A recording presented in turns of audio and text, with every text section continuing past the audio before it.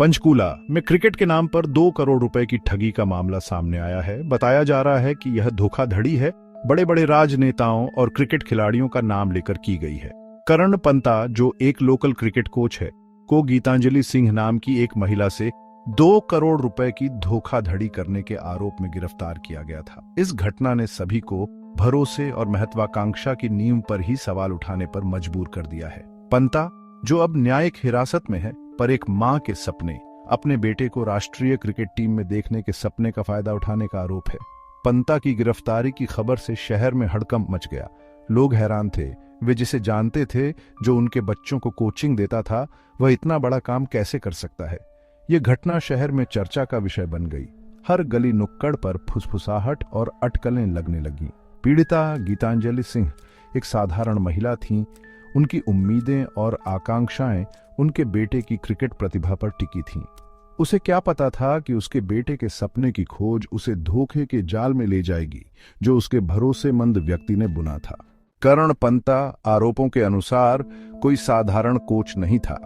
वह एक master manipulator था, जो प्रभाव और कनेक्शन की विस्तृत कहानियों को बुनने में माहिर था।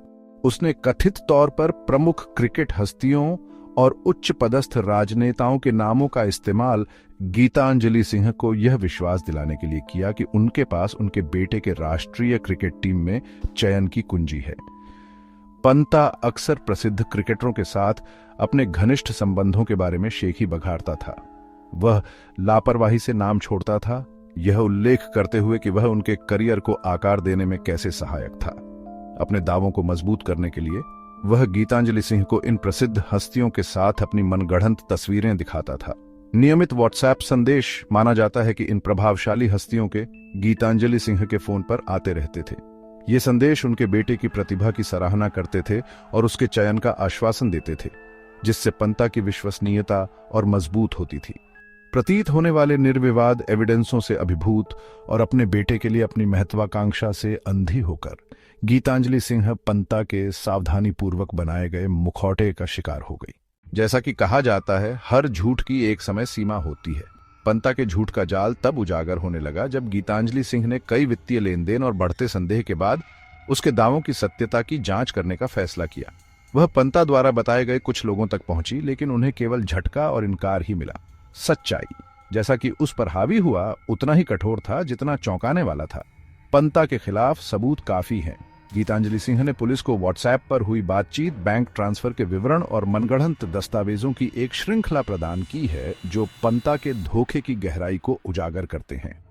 पुलिस ने पंता का मोबाइल फोन भी जब्त कर लिया है, जिसके बारे में माना जा रहा है कि इसमें अहम सबूत हैं, जिनमें वॉयस रिकॉर्डिंग और तस्वीरें शामिल हैं, जो उसे और फंसा सकते हैं।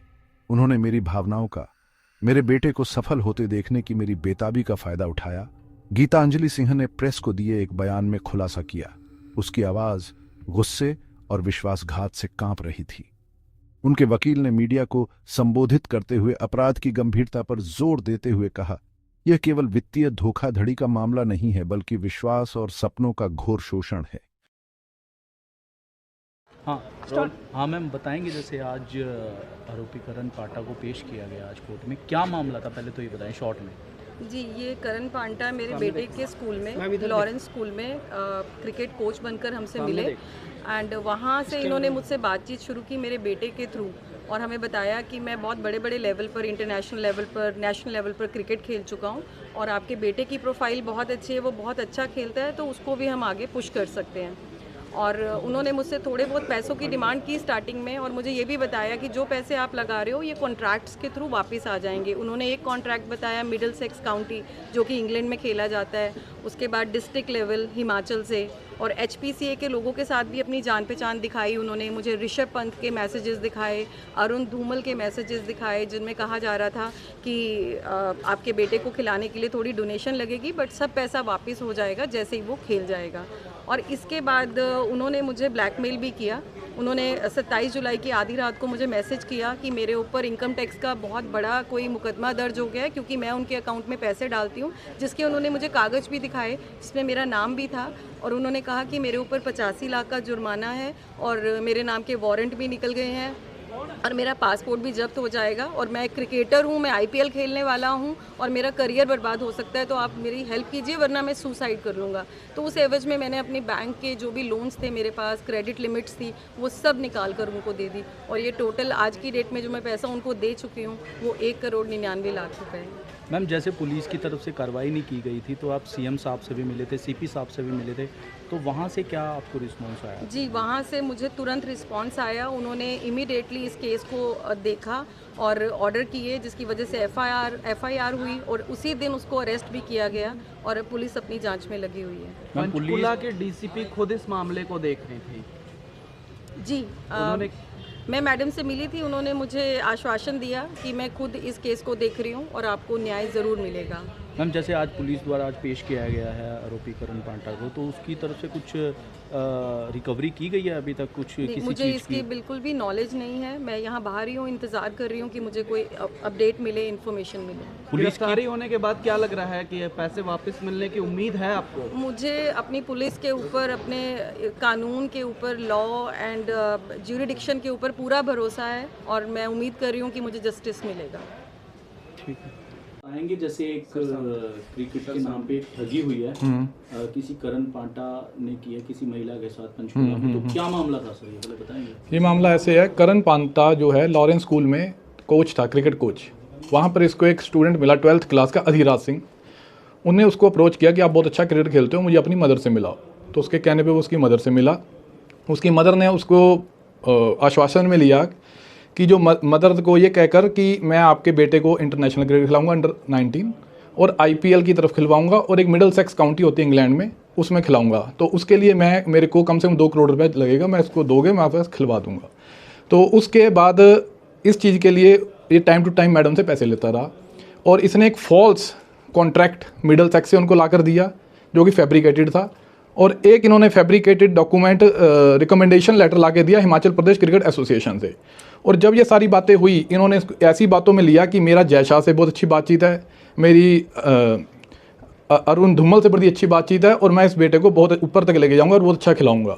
और वो सारे पैसे लेने के बाद पता लगा सारा फ्रॉड था और उसके अंदर कुछ नहीं निकला, और अब पुलिस ने उसके ऊपर एफआईआर दर्ज कर ली है और उसको कोर्ट में आज पेश किया गया। तो कोर्ट में आज पेश किया, कुछ रिकवरी हुई है और आरोपी को कहाँ भेजा गया? पुलिस ने अभी कोई भी रिकवरी नहीं किया उसमें, और आज जुडिशियल रिमांड के लिए भेजा गया। उसको 5 दिन का पुलिस रिमांड दिया गया था और पुलिस एज पर इन्फॉर्मेशन अभी सिर्फ एक फ़ोन रिकवर किया है, और एसीपी साहब ने ये कहा है कि जो भी 4 महीने के अंदर जो भी इसने प्रॉपर्टी उस पैसों से खरीदी है उसको सीज किया जाएगा। सर ये पैसे कैसे उन्होंने दिए थे, किस्तों में दिए थे, इकट्ठा दिए थे, कैसे? ये पैसे मोस्टली इंस्टॉलमेंट्स में गए हैं, पर विद इन 4 मंथ्स के स्पैन में गए हैं। क्रिकेटर्स के भी नाम आ रहे हैं, यहाँ तक कि ऋषभ पंत का भी नाम। हाँ, इन्होंने क्या किया था, ये इंस्टाग्राम से कुछ बातचीत कर रहे थे अधिराज को लेकर कि मेरी ऋषभ पंत से भी बातचीत है, मेरी बातचीत संजू सैमसन से भी है। इन दोनों क्रिकेटर्स का इन्होंने इंस्टाग्राम के जो स्क्रीनशॉट्स हैं वो अधिराज की मदर दीपांजलि को दिए और उसको कन्विंस करा कि मेरी बड़ी हाई प्रोफाइल बातचीत और मैं इस सारा काम को करवा दूंगा। सर इनकम टैक्स के मामले को भी लेकर महिला जो पीड़ित महिला है उनको फ़ोन किया गया कि मैं इनकम टैक्स के मामले में फंस गया हूँ और मुझे पैसे जल्दी ट्रांसफर। जब ये पेमेंट इसके अकाउंट्स में जाने लगी ना, तो इसने एक फॉल्स स्टोरी बनाई कि मेरे को इनकम टैक्स से नोटिस आ गया है। तो इनकम टैक्स से नोटिस आया, कहता मुझे और पैसे चाहिए, अगर मेरे को और पैसे दोगे तभी मैं बच पाऊंगा और मैं अगर बचूंगा तभी आगे बच्चों को आगे खिला सकूंगा। तो इनकम टैक्स का भी मामला फ्रॉड, वो भी फ्रॉड था, उसमें कोई नोटिस नहीं आया, कुछ नहीं आया। सर जैसे इसने बताया कि मेरे फादर हिमाचल के शिमला के मेयर हैं, तो ये बात सच है कि उसके मेयर वाली बात बिल्कुल झूठी निकली है, पर इनकी फैमिली जो शिमला से है एक अच्छे बैकग्राउंड से है, और अब सुनने में है इनके जो ग्रैंडफादर हैं वो सुप्रीम कोर्ट से जस्टिस भी रिटायर हुए हैं। सर पीड़ित महिला ने बताया कि इसके परिवार वाले भी फ़ोन करते थे और कहते थे कि आपके बेटे को बहुत ऊंची पहुंच मिल जाएगी क्रिकेट, तो क्या सर परिवार भी इन्वॉल्व था इन मामलों में? परिवार की इसमें कॉन्स्पिरेसी है, पर पुलिस ने परिवार के अगेंस्ट कोई एक्शन नहीं लिया आज तक। परिवार की कॉन्स्पिरेसी है क्योंकि ये जो कंप्लेनेंट है ये शिमला गई थी, इनके घर मिलके भी आई है, जहाँ पे इन्होंने आश्वासन दिया था कि आपके बेटे को अगर ऊपर जाना है तो उसके लिए पैसा खर्चना पड़ेगा। क्या सर इस मामले में कोई सरकारी अधिकारी भी इन्वॉल्व थे? सरकारी अधिकारी का कोई अभी तक ऐसा कुछ नहीं आया है, लेकिन ये इसने अपने लेवल पे ही सारी गेम बनाई थी और अपने लेवल पे ही इसने सारा फ्रॉड रचा था। ये कितने दिन की रिमांड मिली है? अब तो 14 डेज के लिए जुडिशियल रिमांड चला गया है। सर कोई और दोस्त या फिर कोई कलीग इन्वॉल्व है इस मामले में? हाँ, उनका शायद कोई कज़न है, उसकी इन्वॉल्वमेंट कुछ उसके अंदर आ रही है। ठीक ठीक।